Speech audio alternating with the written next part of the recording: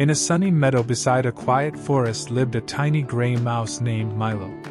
Milo had bright eyes, soft whiskers, and the smallest squeak you had ever heard. But Milo had a big dream.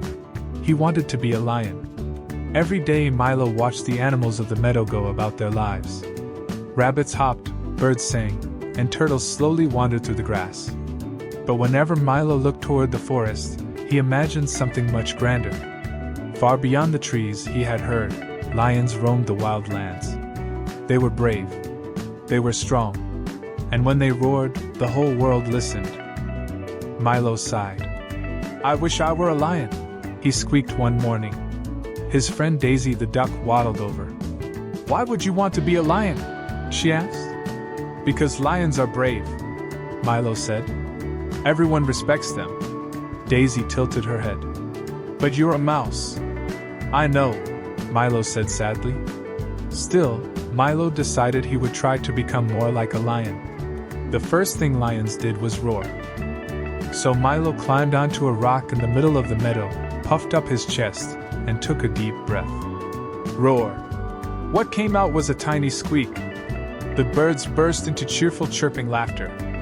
Milo blushed. "Maybe roaring takes practice," he said. Next, Milo tried to walk like a lion. He paced back and forth across the meadow, trying to look fierce and powerful. He lifted his tiny paws high and swished his tail. Unfortunately, he tripped over a dandelion and rolled down a small hill. Daisy hurried over. "Are you okay?" "I meant to do that," Milo mumbled. Later that afternoon, Milo decided lions were also very brave. So he looked for something scary to face. Soon he found it. At the edge of the meadow stood a dark, hollow log. Inside it lived old Hoot the owl. Owls were very big, and their eyes were enormous. Milo trembled a little. "But lions are brave," he whispered to himself. He walked up to the log. "Hello?" he squeaked. Two giant golden eyes opened inside the darkness. "Who is there?" said the owl. Milo's whiskers shook. But he stayed where he was.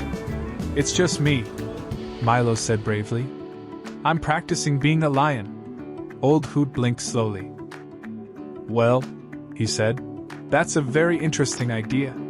Just then, a loud rustling sound came from the tall grass nearby. A large shadow moved toward the meadow. The rabbits froze. The birds flew away. Daisy gasped. "It's a fox!" The fox stepped out of the grass, its sharp eyes scanning the meadow for dinner. All the animals ran for cover. But Milo noticed something. The fox was heading straight toward Daisy's ducklings, who were too small to run very fast. Milo's heart pounded. Lions were brave, even if he wasn't a lion. He took a deep breath and ran straight toward the fox. "Hey!" Milo squeaked as loudly as he could. The fox stopped, surprised. Milo puffed himself up as big as he could. "Leave them alone!" The fox stared at the tiny mouse standing in front of him. Then something unexpected happened. Old Hoot the owl swooped down from the hollow log. His huge wings flapped loudly in the air. "Hoo!" he hooted. Startled, the fox turned and dashed back into the forest. The meadow grew quiet again. The ducklings hurried safely back to Daisy. "You saved them," Daisy said. All the animals gathered around Milo.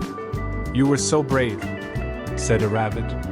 "You scared the fox away," said a turtle. Milo blinked. "But I'm just a mouse." Old Hoot landed beside him and smiled. "You may be small," the owl said, "but bravery doesn't belong only to lions." The animals nodded. "You're the bravest mouse we know," Daisy said proudly. Milo thought about that. Maybe he didn't need a roaring voice or a giant mane to be brave. Maybe being a mouse was just fine. From that day on, Milo stopped trying to be a lion. Instead, he became something even better. He became Milo the Brave.